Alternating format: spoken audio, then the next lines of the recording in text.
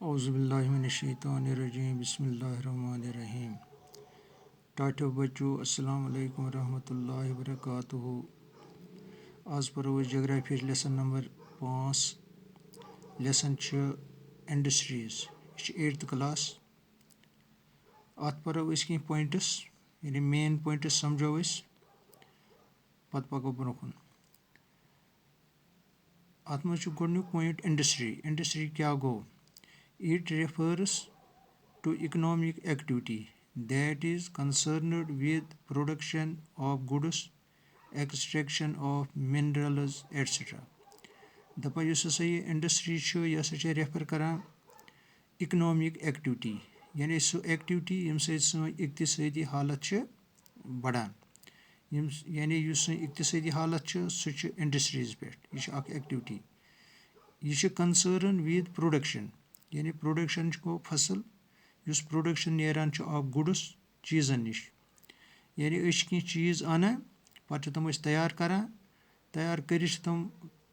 इस्तेमाल काबिल गसान तथ वन प्रोडक्शन ऑफ गुड्स बे एक्सट्रैक्शन ऑफ मिनरल्स बे मिनरल्स यानी तम मिनरल्स एटसेट्रा ये तम मिनरल्स यह सा यह यूज करान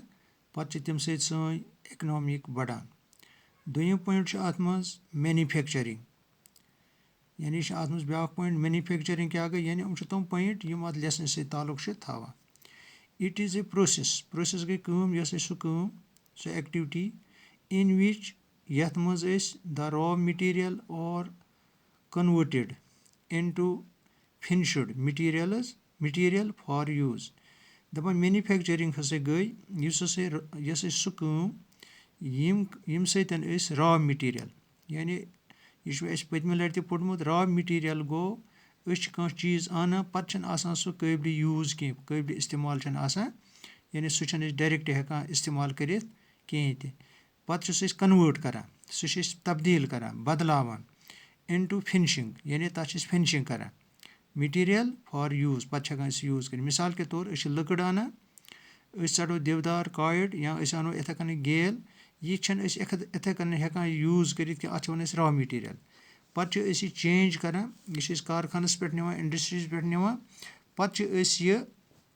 अत कड़ कड़ान अत ताग बनावान अत यह सा यह जोड़ बनावान यानी यम जरूरत पेवान पे हेकान तम चीज़ यूज कर या वुचान शिस्तर यह मिनरल्स मज ये शिस्तर कड़ान यह डायरेक्ट कड़ित हेकान यूज कर मगर पे कन्वर्ट करान फिनिश्ड मटीरियलस मज पे हेकान यूज कर इथे कन कह चीज़ या वन दान कमावान डायरेक्ट दान हेकान खेत कहें पे कन्वर्ट कड़ान पे मशीन पे निवान पे अत यह सा यह तोमुल कड़ान पे हेकान सो तोमुल यूज कर या पे पोई नेरान सो हेकान चारवाइन यूज कर डायरेक्ट हेकान दान यूज कर यानी दान या शिस्तर या यह लकड़ अत वन रॉ मटीरियल गो सो चीज़ डायरेक्ट हेकान यूज कर पे कन्वर्ट करान पे इंडस्ट्रीजन मज निवान तत तम चीज़ बनान यम यूज हेकान कर अत मज पे इंडस्ट्री अत मज प्राइवेट सेक्टर ब्या गो पब्लिक सेक्टर प्राइवेट सेक्टर क्या गो industries which are owned by individual or group of individuals दपान प्राइवेट सेक्टर गो नफर 2-3 रलिया यमो त्रोक इंडस्ट्रीज या नफर यम त्रो इंडस्ट्रीज यम त्रो कारखाना या ग्रुप रलिया यमो त्रोक कारखाना अत वन प्राइवेट सेक्टर ब्या गो public sector industries which are owned and operated by state and its agencies तो पब्लिक सेक्टर गई सो सेक्टर युस गवर्नमेंट तरफ यानी इंडस्ट्रीज विच आर ओन्ड यमुक मालिक एंड ऑपरेटेड बे हेकान तथ ऑपरेट कर स्टेट यानी गवर्नमेंट एंड इट्स एजेंसीज बे तम एजेंसीज यानी कह इंडस्ट्री सो